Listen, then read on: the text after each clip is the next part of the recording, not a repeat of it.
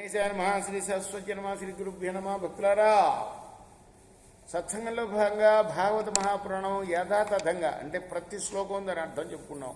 ఇందులో భాగంగా నిన్నటి వరకు మనం 9 స్కందాలు పూర్తి చేసాం. 12 స్కందాల్లో 10వ స్కందాన్ని 116 భాగాలుగా చెప్పుకున్నాం. 117వ భాగం ఈరోజు చెప్పుకునే ముందు వ్యాసుల వారికి నమస్కారం చేసుకున్నాం. ఈ క్షేత్రపాలకుడు ఆంజనేయ స్వామికి కూడా నమస్కారం చేసుకుని సమర్థ సాయినాథ్ మహారాజ్కి జాయ్ అని చెప్పుకుంటూ ప్రారంభం చేద్దాం.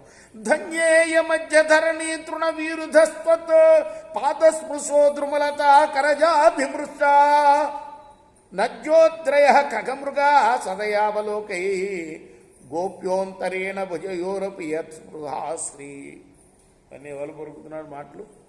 సాక్షాత్తు కృష్ణ భగవాన్ ఎవరితోటి? అన్నయ్యతోటి.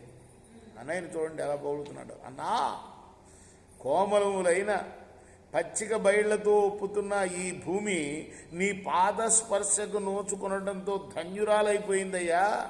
ఇక్కడున్న వృక్షాలు, లతాలు ఇవన్నీ కూడాను నీ కరస్పర్శతోటి కృతార్థాలైపోయినాయి.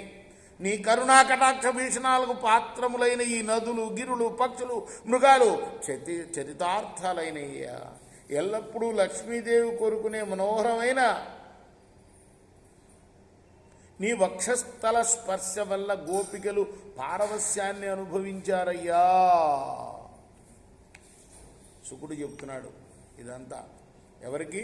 పరీక్షణ్ మహారాజు. ఇలా పలికేట తన అన్నయ్యన బలరాముడితోటి కృష్ణుడు. ఏవం బృందావనం శ్రీమత్కృష్ణ ప్రీతమనా పశూన్ రేమే సంచారయన్నద్రే సరిద్రోదస్సు సానుగా.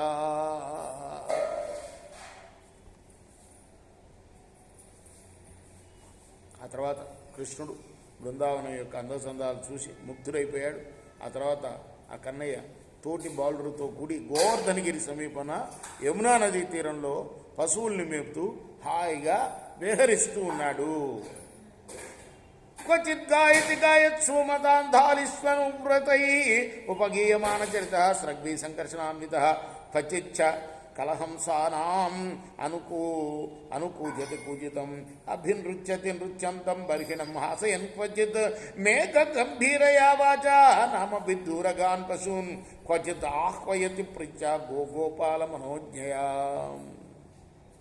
ఒక్కోసారేమో బలరాముడితో కూడి మకరంద పానం చేత మత్తిల్లిన 9 ఝుంకారాలతో కంఠం కలుపుతూ మధుర నాదాలు చేస్తూ ఉన్నట్ట. అంటే చిన్నపిల్లవాడు కదా, ఇంకా 6 ఏళ్లేగా. 9 ఎలా ఝుంకారం చేస్తాయో అలా ఝుంకారం చేస్తున్నట్ట నోటితోటి.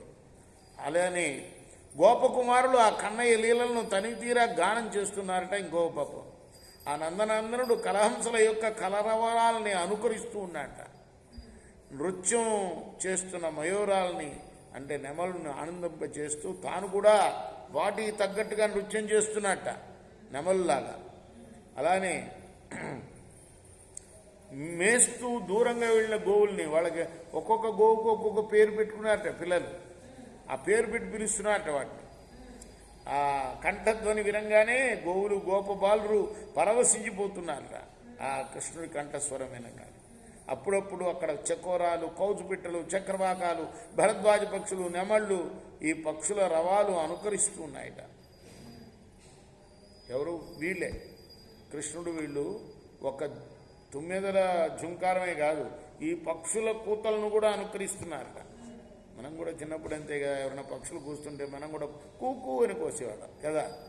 ఒకప్పుడు పెద్ద పుల్ల గాండ్రింపులకు, సింహాల గర్జనలకు భయపడిన వన్యప్రాణులాగా ఏదో వణుకుతున్నట్టుగా ప్రవర్తించేవాట. అమ్మో చంపుతుందేమో పెద్ద పులి నన్ను అంటూ భయపడుతూ వణికిపోయేవాట కృష్ణుడు. ఇవన్నీ ఆ పౌగండ లీలలు కృష్ణుడు యొక్క. రేపు కొనసాగిద్దాం. కృష్ణార్పణం. శ్రీకృష్ణ సిద్ధానంద సద్గురు సాయినాథ్ మహారాజ్ కీ జయ. చేకూరా హారతి గో సద్గురునాథ దేవ సాయినాథ. పాంచభౌతిక తత్వంలోని